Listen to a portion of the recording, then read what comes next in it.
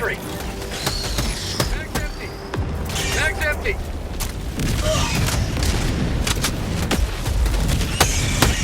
Reinforcing!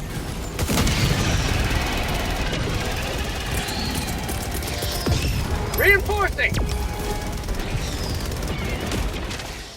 Describing the profound joy that Helldivers 2 provides is difficult. It can be a dumb action game where you and your buddies take turns stomping, burning, eviscerating, and carpet bombing alien bugs in the name of Super Earth, or going toe to metallic toe with the more relentless. However, it's also thoughtful and tactical, as friendly fire simply isn't, and you need to input directional commands to call down stratagems, where you're mindful of leaving a single bullet in the chamber to ensure faster reloads. As arcadey and fun as it can be, it's also brutal and unforgiving, capturing that transition from fantasy propaganda to boots on the ground cold reality almost instantly. If the first game did a good job capturing the over-the-top totalitarian fantasy of space democracy, Helldivers 2 is even better, in no small part due to the third-person perspective, the added immersion, and terror, as you don't have a top-down view of the madness to get your bearings. Makes all the other elements feel more grounded. That feeling of dodging away from Terminids and desperately trying to reorient your view to kill them.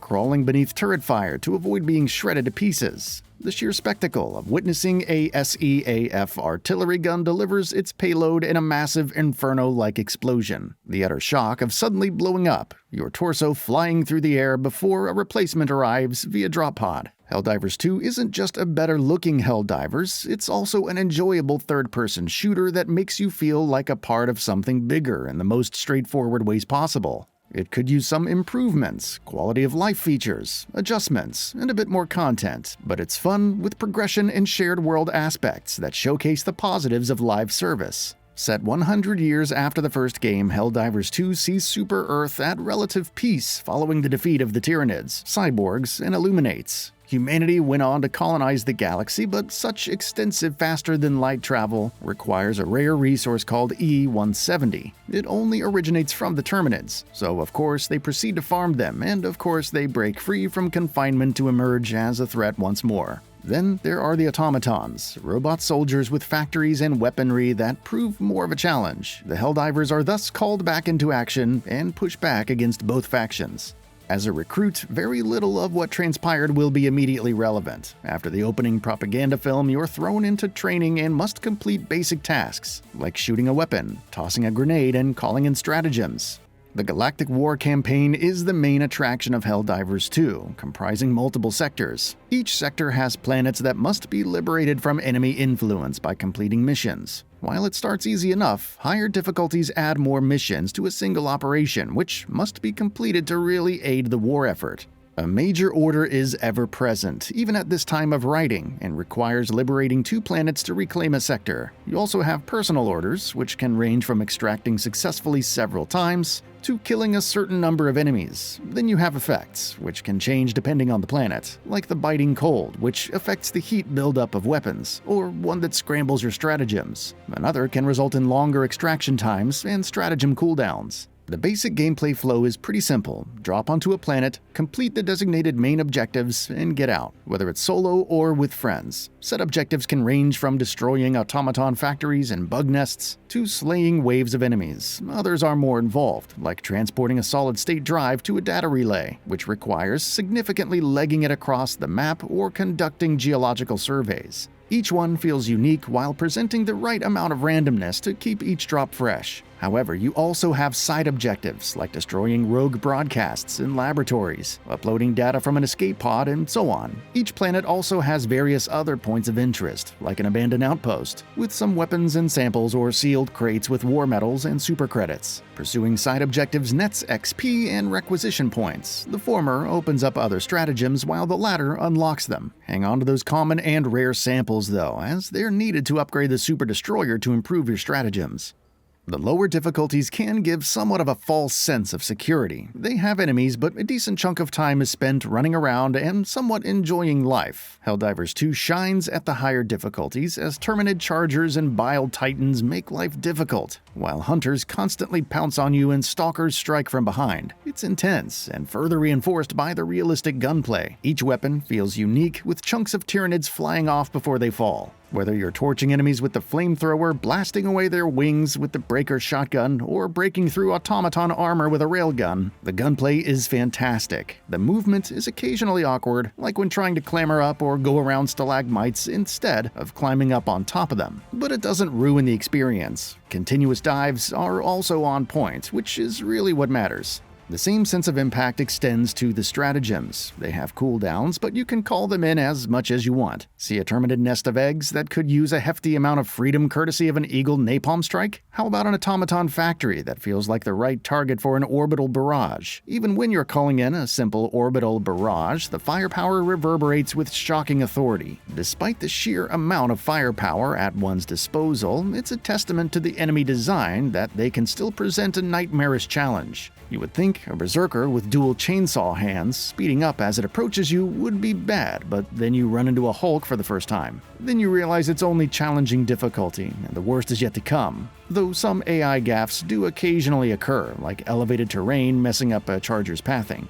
The many deaths you endure can be frustrating, especially when called back only to die immediately from swarms of foes. Nevertheless, Helldivers 2 is addictive. You want to return to the fray almost immediately. When back on the Super Destroyer, there's an urge to proceed with the next step of the operation.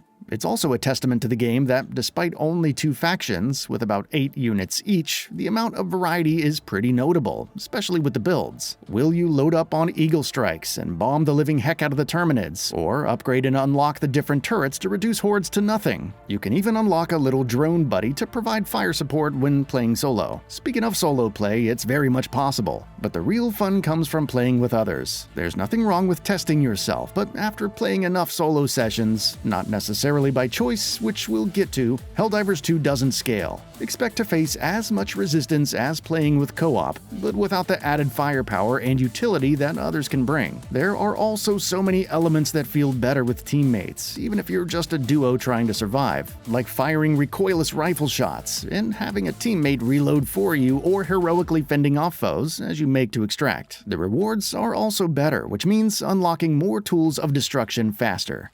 Unfortunately, Helldivers 2 doesn't make it easy to co-op. At launch, matchmaking with other players felt near impossible at times. At this time, quick play doesn't work, and still returns a failed to connect a server issue. While I've had more success connecting by joining lobbies that populate the maps of planets, it's still very hit or miss, with more failures than successes. On 2 occasions, I disconnected from a level while playing solo, which meant doing the whole thing again. It thankfully didn't occur again after that, and other players report fewer crashes and disconnects since launch.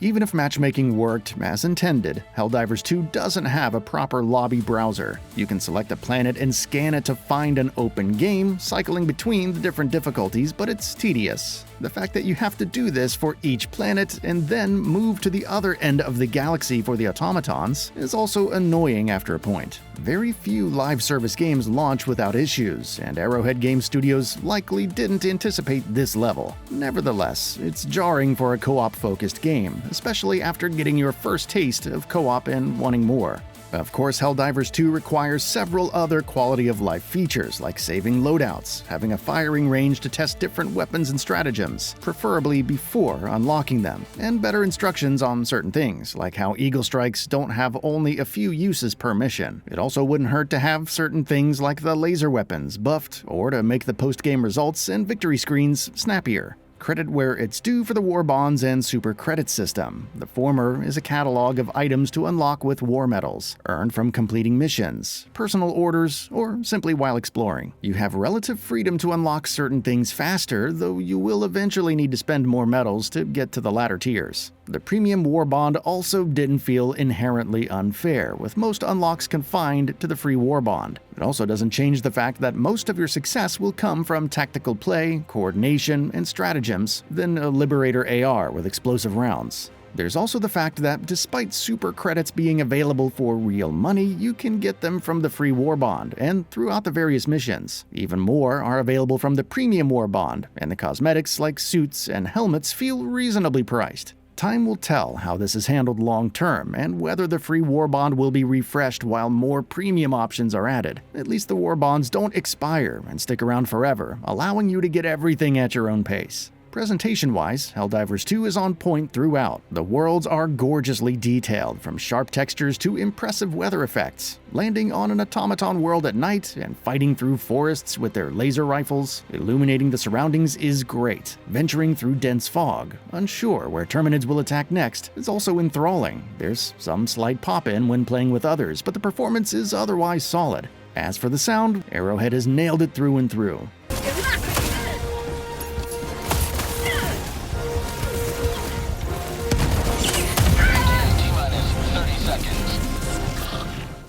Helldivers 2 didn't launch in the best possible state. While the development team is working hard and making headway with its many issues, its matchmaking still leaves much to be desired. Nevertheless, the core game is truly something worth experiencing. That feeling of fighting tirelessly against alien hordes, never quite sure how it could turn out, and seeing that liberation bar go up is tantalizing. I wasn't there when Heath was finally free of Terminid influence, but it felt good knowing I did my part. As is always the case with live service titles, one must wait and see what kind of new content is delivered and how frequently. However, Helldivers 2 is a strong base, and I'm looking forward to seeing it expand as much as jumping back into the current game and showering Super Earth's enemies with even more freedom with my fellow Helldivers. That's all for now. If you enjoy what you saw, please hit the like button.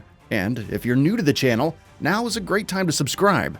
We upload brand new videos every single day. After subscribing, don't forget to enable all notifications by clicking the bell icon. Thanks for watching this video, and we'll see you next time, right here on GamingBolt.